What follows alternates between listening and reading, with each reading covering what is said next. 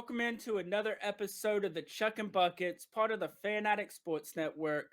Sports for fans by fans. Hey, today we're going to talk about the Alabama Crimson Tide heading up the road to Columbia, South Carolina to take on the number one undefeated South Carolina Gamecocks. We'll be right back with that and much more right after this. Spin the intro.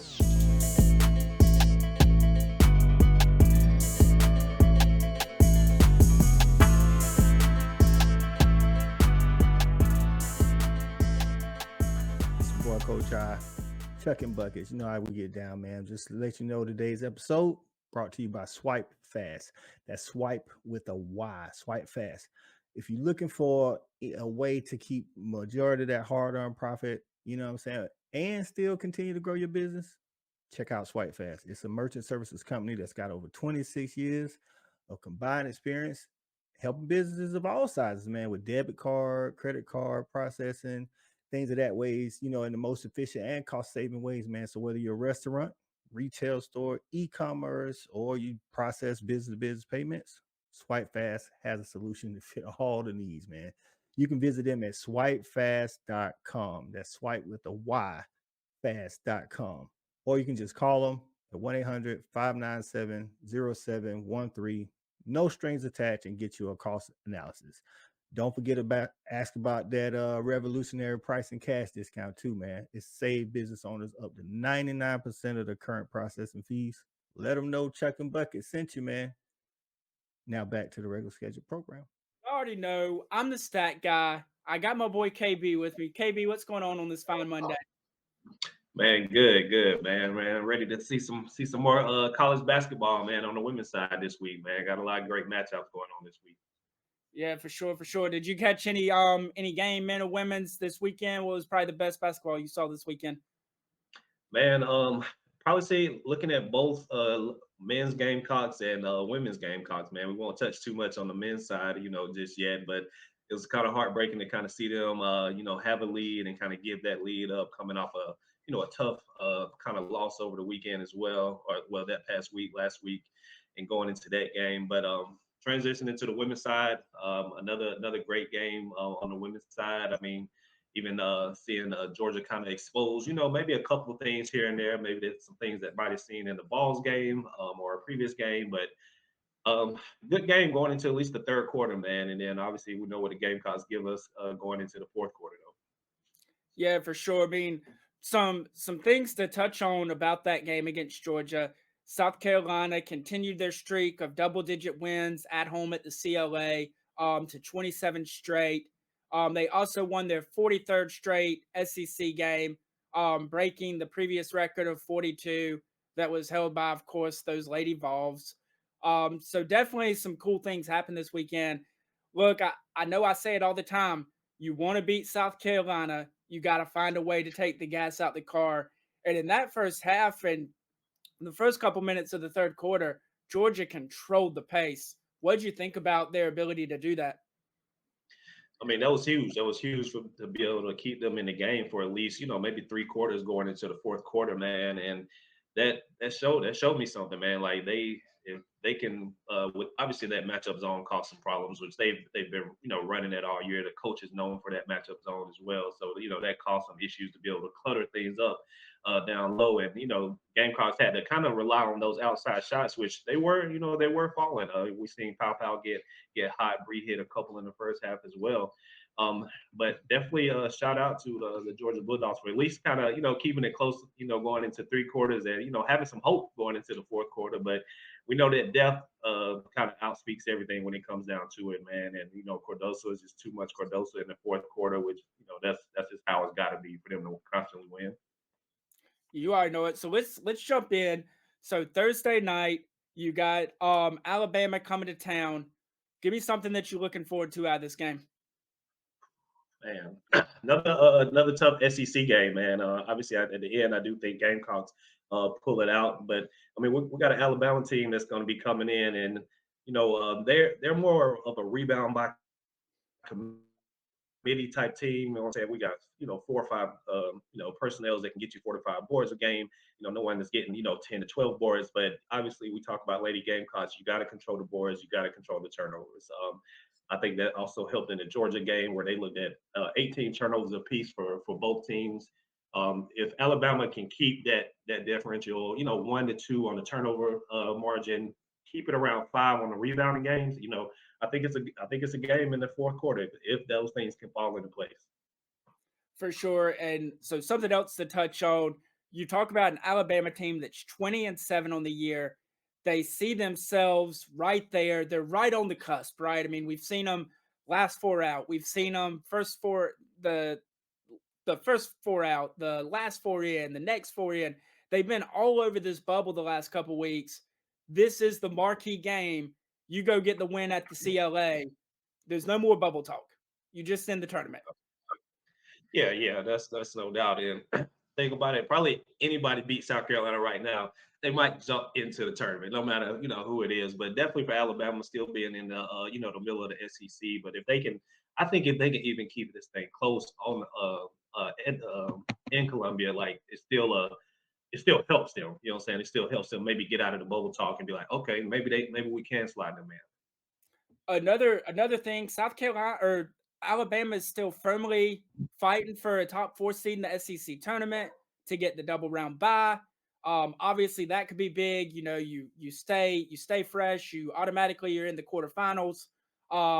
Then maybe you only need a win or two to get into the tournament instead of having to pull off a 3-day stretch trying to scratch your way into the big dance. Yeah, no doubt. I mean, everybody's going to want to shoot for that bye. If you've got the opportunity, you got to go get it. Even from a Lady Gamecocks perspective, being right here in Greenville, South Carolina, as far as the tournament, that's technically probably still home game. A home game for them, but you still gotta you got to travel. You still got to make sure the ladies are focused. But anytime you got an opportunity to get a bye, I think you shoot for that. And so, speaking of that, Thursday night, South Carolina's looking to slam the door on the SEC. A win would guarantee South Carolina at least a share of the SEC regular season title with LSU. Obviously, if that happens, they won the head-to-head matchup, so they get the number 1 seed in the tournament. And this would be their 3rd straight year winning the conference title in the regular season. Just big time stuff from this Gamecock team that people had some real question marks about entering the season. Yeah, no doubt, man, no doubt. I think we see them, wrap this thing up pretty quickly going into the end of the season. And to your point, like I said, that we came into the season not knowing what the expectations were, right? We knew a couple of returning players, but we wasn't really sure how all those players were going to gel, how the bench was going to look.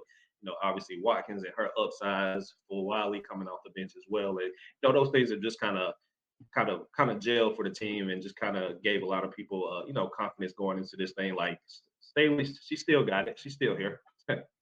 Yeah. So we'll give it. Chloe Kitts balled out in the second half. Again, you talk about kind of the unsung hero. You're talking about a girl that averaged like 1.2 minutes last year. I mean, per game. Like, got no burn. She enrolled early, skipped her senior year of high school, came to Columbia in January, and played pretty much in the SEC play and in the tournament play, and got a little bit of minutes there to get ready. To go from that to being the starting 4 on the best team in the country has just been amazing. And she's just missed consistency. It feels like every night she's just going to give you 10 and 8. And then she'll have games where she does more, but like every night she's just going to roll out of bed and give you 10 and 8. Yeah, no doubt.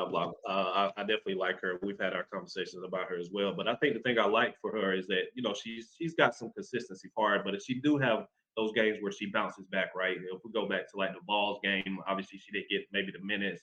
But at that time we was riding Watkins, right? Watkins was balling, the small ball was moving.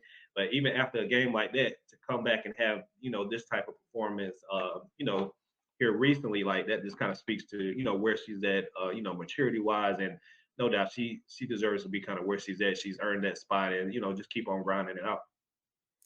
So look, the SEC title potentially on the line Thursday night.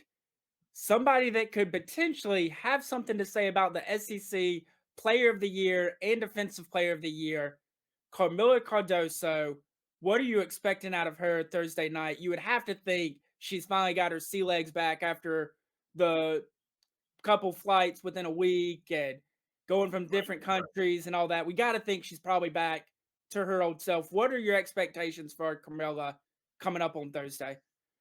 I think we see another double double dominating performance. I do think we see it a little bit earlier, maybe than what we seen it last game going into there. But to your point, like I said, we've got through the travel part, right? We've got through the jet lag or whatever may be right there. But yeah, I think even coming from last game, there's more of a priority to start down low early, right? Just to see what we got. Like we're not going to see that matchup zone going into the to this particular game right here, but she's going to see the double teams. She's going to need to be able to pass out of those double teams, but no doubt from that high low perspective, like they're going to get her the ball early, and it's probably going to be a wrap going into the third. Yeah, for sure. I mean, when she asserts herself in a game, the game changes. Can't Mhm. know. I mean, she changes the complexion of a game. Hey, look, KB man, I'm just gonna say it. If I'm a WNBA general manager drafting in the 2024 draft, Carmilla Cardosa is my number one pick because of how she changes a game, not only on the offensive end, but on the defensive end as well. And when she puts her foot down and realizes I'm the best post in the country, ain't nobody sticking her. That's a huge statement right there, Jeff. I mean, obviously, it comes down to personnel needs, right? Like we all know that the Fever have the number one pick, and would it be nice for Gamecock fans to be like, oh yeah, we got Boston, we got Cardoza back, like that, that little tag team back again. Like, I think that's nice, but man, that's a tough one to pass up like a generational talent. And when you talk about the Caitlin Clark, you know what I'm saying? They've compared her to like Steph Curry in the game, right? When Steph kind of changed the game for the NBA, now not every little kid wants to shoot the three, right? You know what I'm saying? I think we see that on the women's side now. Not every little girl maybe she wants to hit the logo three and those things. But that's a tough one, man. Like we'll see how these next few weeks go. Obviously, the WNBA draft coming up, a couple months here from now. But yeah, that's a tough one. Let's definitely revisit that and see how the season goes. All right, man. Before we get into these predictions, if you're watching, make sure you hit that like button. If you're not already, go ahead and subscribe to the channel. We bring all kinds of content: college football, women's college basketball. We just got something around the corner for each and every one of y'all.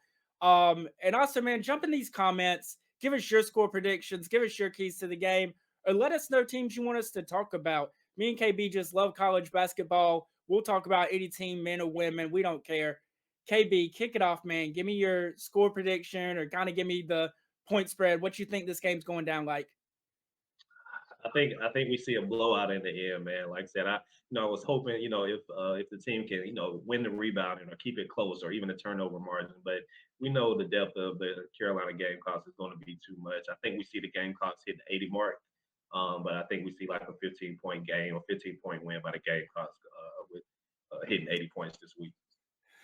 Look, man, South Carolina has had some horrid starts the last couple weeks. And it's something that really they have to figure out how to fix before this tournament time, or they're going to dig a hole to the wrong team.